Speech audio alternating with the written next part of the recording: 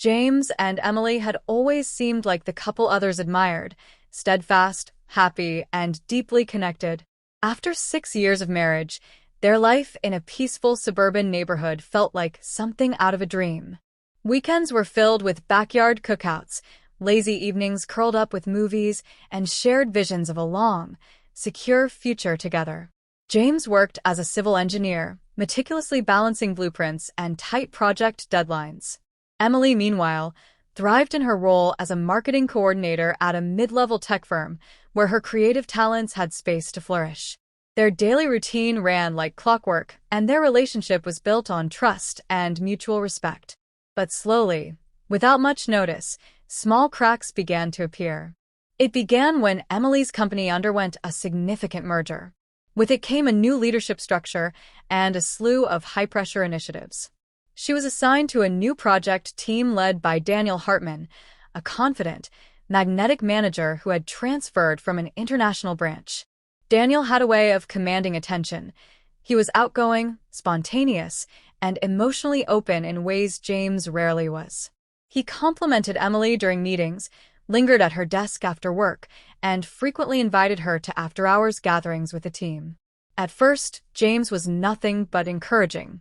He admired her excitement and told her he was proud of her progress. But over time, her late nights at the office became longer and harder to explain. Just another brainstorming session. She'd text around 8 p.m., often followed by a string of apologetic emojis. Don't wait up. He tried to suppress the gnawing unease, convincing himself she was simply working hard. Yet signs began to accumulate. A different perfume lingered on her skin. Her phone made her smile in a way that felt unfamiliar. And every time James walked into the room, she would quietly lock her screen. One night, while she was in the shower, her phone lit up on the nightstand. A message preview flashed across the screen. Daniel, can't stop thinking about today. James froze, a cold heaviness blooming in his chest. When Emily returned with a towel wrapped around her damp hair, he tried to sound casual. Hey, who's Daniel? She answered too fast. My manager. Why? No reason, he replied, though something inside him had changed. Work became Emily's escape. The office felt like a refuge from the emotional distance growing between her and James. Daniel's presence was hard to resist. His admiration felt intoxicating compared to James's steady, quiet love. They stayed late more frequently, often the last ones in the building, surrounded by the soft hum of lights and unspoken tension. One evening, as Daniel leaned over her desk to fix a presentation slide, his fingers brushed hers. You're incredible, he murmured. Her heart fluttered. She laughed it off, but a boundary had been crossed.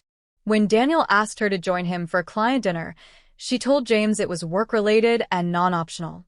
The dinner was set in low lighting, with red wine flowing and conversations straying far from professional topics. Daniel opened up about his life, his divorce, his regrets, his admiration for Emily's strength. I wish I'd met someone like you sooner, he said gently, his foot brushing hers beneath the table. She didn't move away. At home, James could feel her pulling further away. He made efforts to reconnect, surprising her with concert tickets, cooking her favorite dishes, but her reactions felt mechanical. Her affection seemed forced. Her kisses empty. Then came the Saturday, when she told him she was out running errands. James happened to drive past her office and noticed her car wasn't there. A strange feeling crept in. He called her. Hey, where are you? At the mall, she replied. But the sounds in the background, the echo, the splashing water, were all too familiar. James had passed the fountain outside the Riverside Suites just moments earlier.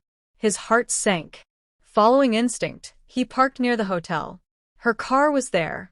He waited, stomach tight. An hour later, she emerged from the building. Her hair was slightly tousled, and Daniel's hand rested far too comfortably on the small of her back. That evening, James sat silently at the kitchen table with a printed photo of what he had witnessed lying before him. When Emily walked through the door, he didn't shout. Explain, he said, his voice quiet but broken. Tears spilled from her eyes as she admitted the truth. The late nights, the missteps, the guilt that consumed her.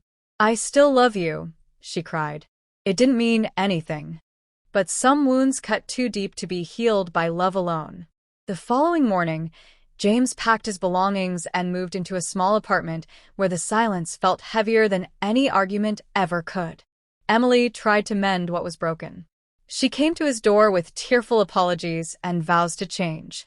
But the pain she'd caused was still too fresh. In time, Daniel was reassigned to another branch. His attention turned elsewhere. At work, Emily faced shifting dynamics, quiet whispers, cautious stares, and increasing pressure. A critical mistake eventually led to her dismissal. Months later, James sat alone in a cafe, divorce papers resting beside his coffee. His sister had mentioned that Emily had relocated to another city. A fresh start.